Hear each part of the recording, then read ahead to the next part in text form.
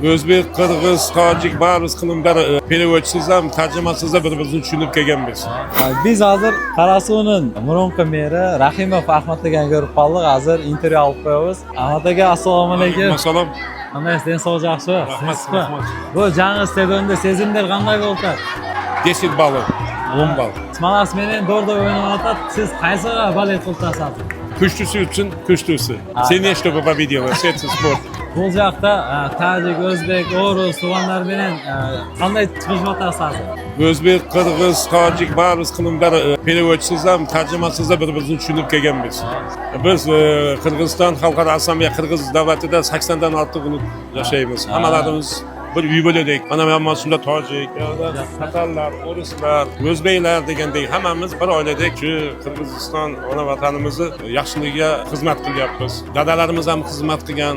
Qirg'iz Sovet Sotsialistik Respublikasi mana Qirg'izistonning egemenli davlat bo'ldi. Mana 34 yildan beri mana biz ishlayapmiz, bolalarimiz ishlayapmiz. Podsholarimiz birlari, mana og'ayini Shavkat Miromonovich, Imomali Rahmon, Sadir Nurg'o'jovich ular og'ayini ko'rdi, chegaralarda ochib qo'ydi. Mana O'zbekistondan qancha mehmonlar keldi, mana bugun futbolni ko'rishyapti. Bu ham bo'lsa biz davlatimizni, prezidentimizni olayotgan bir aqlona siyosati deb o'ylayman.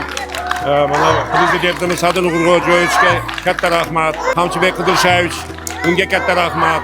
Mana bunaqa biz bolaligimizdan shu 7 yoshimdan shu Qarasuv bolalar sport maktabida boshlaganman mana shu stadionda. Qarang endi bu haligi osmon bilan yer farqladi. Juda katta o'zgarishlar. O'shuning uchun podsholarimiz qalbida ular hammasi optimist, qalbi to'la yaxshi ilmga bir yaxshilik qilaydigan podshohlarimizga ko'z tegmasin, umrlari uzoq bo'lsin. Agar ular qanday nima bo'lsa biz ular tomonimiz. Shuning uchun birinchi shu tinchlik bo'lsin, hammalarimizda tan sog'lig'imiz yaxshi bo'lsin, xonadonlarimizda xotirjamlik bo'lsin. Boshimiz shunaqa bir yaxshilardan, to'ylardan, yutuqlarda, yaxshilar ustida peshonamizga tegib uzoq yillar yashashga Alloh nasib qilsin. Podshohlarimizga ham uzoq umr bersin, rahbarlarimizga uzoq umr bersin.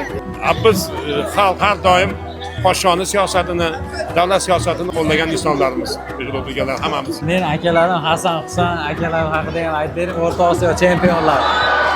Bu Hasan Husan akalaringiz mana shu ikkita davlatda do'stlik uchun ham xizmat qilishyapti. Mana biz xizmat qilyapmiz. Shuning uchun maqsadimiz Amerikada bo'ladigan olimpiadada bir oltin medal olish. Inshaalloh.